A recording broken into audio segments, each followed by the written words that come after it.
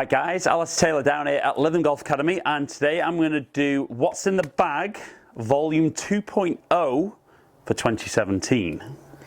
So early in the season I did a series of videos running through how I was going to choose driver, fairway wood, irons, and ran through the bag to build up to show what I was starting the season playing. Idea being that I was going to play a little bit more this year, work a bit harder on my game, and kind of see how things progressed. Now, I've maybe not played as much as I said I was going to. Results equally haven't been what I was hoping for, and I haven't been working as hard on my game. But a few of you eagle-eyed viewers out there noticed that I did a course vlog at Royal Lytham about a week ago, and noticed that there's a few changes in my bag. So I thought it was a good chance to go through my bag again, explain what's in there now, why I've changed, and then might give you guys an idea about if you're looking to change equipment, why you might look at some of the product possibly that's in my bag. So starting with driver, I've still got the M1 2017 model, but the 460 head. So my M1 driver, got 460 head, got the T-track weights up towards the front to keep the spin down, and just got the weight in the front, just very, very neutral. I like to work the ball either way. I've got the 8.5 head, but I've actually got it down to 6.5 degrees, which also lets the club face sit a little bit open. Kind of try to take a little bit of shape off my natural draw, and just feel generally that I hit the ball quite straight with this setup. Now, I still feel with the way this is set that probably not quite as, or it's definitely not as forgiving as M2, but I feel that with my good and my solid ones with these, it's still the best one out there for me.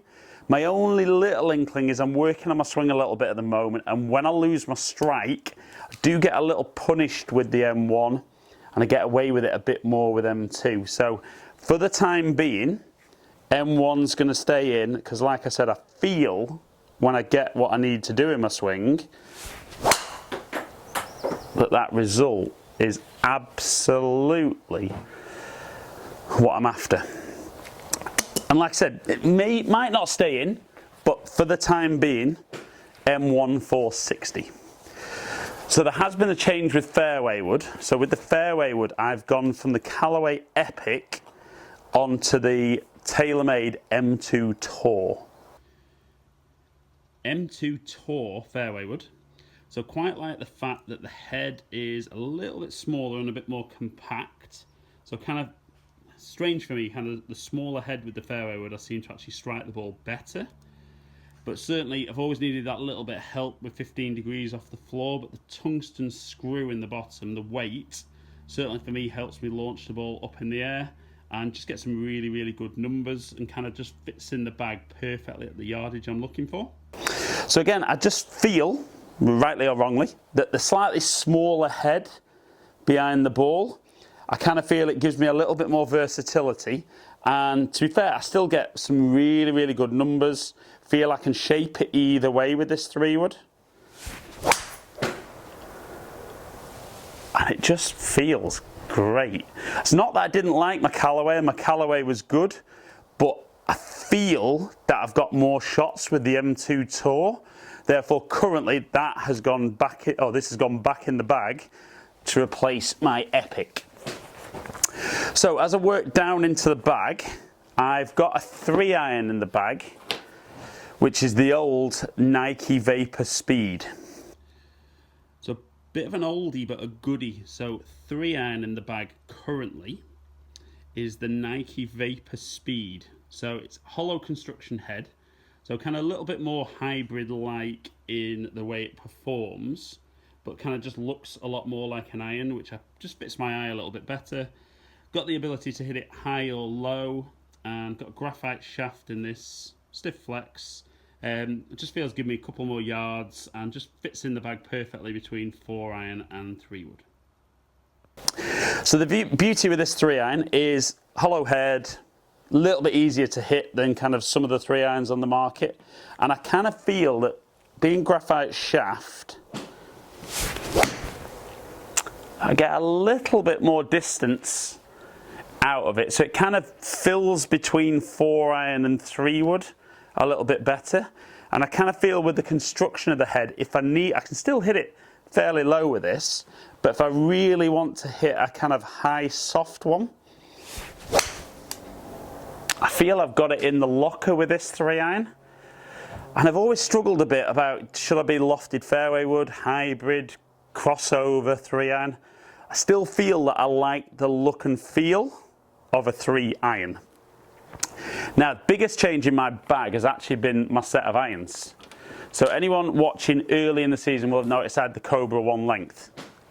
I started the year fantastically with them, but there has been a change, and I've changed into the PXG 0311 irons. So the PXG 0311 irons. So these are the mid irons, kind of a little bit more forgiveness, but just incredibly soft, and really feeling wise is just exactly what I'm looking for. Nice and soft, not so important for me on the full shots, but as I'm playing little knockdown shots or any little shots around the green, the feel's fantastic, and I get some great consistent performance just from that extra little bit of forgiveness that this model gives. And I've got these from 4 to pitching wedge. Now, more than anything, the 1 length concept I think is fantastic. You know, you're not having to change things. But I think just as I've lost a little bit of confidence in my game and I'm making some changes, I personally feel that I need something that's more familiar for me. So I just kind of preferred the idea of the more traditional, you know, 4-iron being a bit longer and then clubs getting ½ inch shorter. And I thought if I was changing, bit of an experiment, trying to get some bit more enthusiasm and wanting to do it and needing to play and practice a bit more, I thought the PXGs were a gamble worth taking. So a little bit more price point, but I know performance-wise they're not really any different to any of the other stuff on the market with the way I deliver the club. You know, I'm not hitting them further, stopping them quicker. I love the look, and for me the feel, from all the stuff I've tested, there's nothing feels as good as these. Just so soft. Absolutely love those. Was caught a little bit between the 0311 and the T, but just felt the slightly bigger, more forgiving version probably be a bit more beneficial to me at the moment. And you know, I don't mind having that little bit of forgiveness in my irons, but really love how they look. Love how they feel. Been in the bag for just over a week.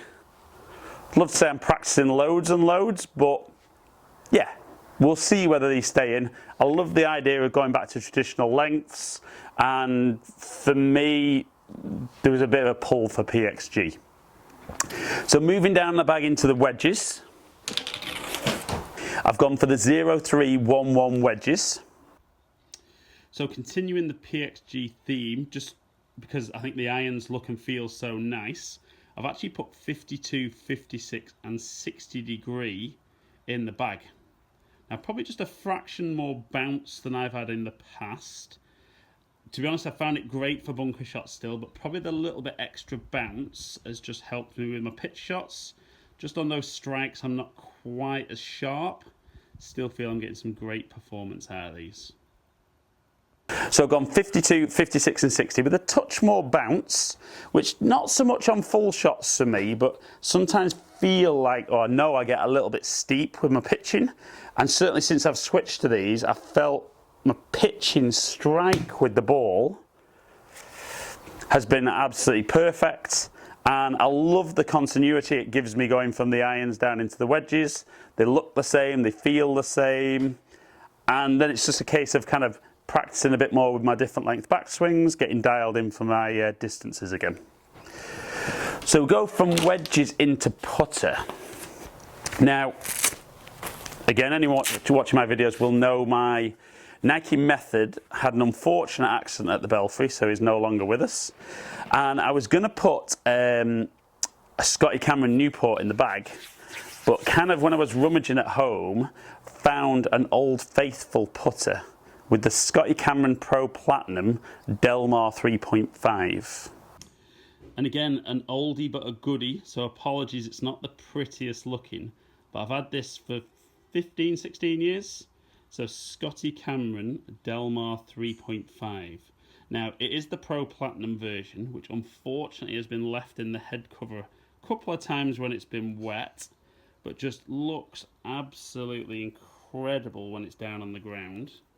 Love the shape, really suits my stroke, always putted well with it, and at the moment, it's currently in the bag, and just everything looks familiar, feels familiar, and having some great results with it. So even though it's seen better days, it's been left in a head cover when it was wet a couple of years ago, but I love the look, I love the feel, and it was quite an easy putter to kind of just put straight back in the bag and see some instant results. I know the style of putter suits my stroke, and like I said, I love the way this sits. I think I've had this 15, 16 years, and it's kind of been in and out the bag depending on what I'm supposed to be using. But it sits great behind the ball. I kind of know exactly how it feels, and it just didn't take any practice, so that was a bit of a no-brainer to slot straight into the bag. Now, golf ball, we have got I am using the TaylorMade TP5. And then the TaylorMade TP5. So I found this, it is good off driver, but that's not the key thing for me. I find a lot of the balls very, very similar off driver, but I've certainly found a little bit more spin with my wedges, particularly on those pitch shots, and certainly feel that the combination of this with my putter feels more like it's felt in the past for me. So I've been able to get a bit of distance control better with those longer putts. Obviously, if they don't go in, leave myself shorter ones, but all in all, a really good all-round performing golf ball. Okay guys, so early season, my testing with this was, I think on all my full shots, the spin rates were kind of where I would be looking for, obviously down to strike. But what I did like about that in the testing was certainly on my little pitch shots, it gave me a little bit more spin, therefore I was able to keep the ball kind of more around where it landed. There wasn't too much of it landing and releasing too much. So that's been a great ball. I haven't tested anything that I found better than that this year so far. Therefore, that has stayed in the bag. Okay then guys, so there's a review of what's in the bag for me. Like I said, volume 2.0. So there have been some changes, and there's been a few changes in there to be fair, but some of them solely based on performance that the technology gives me.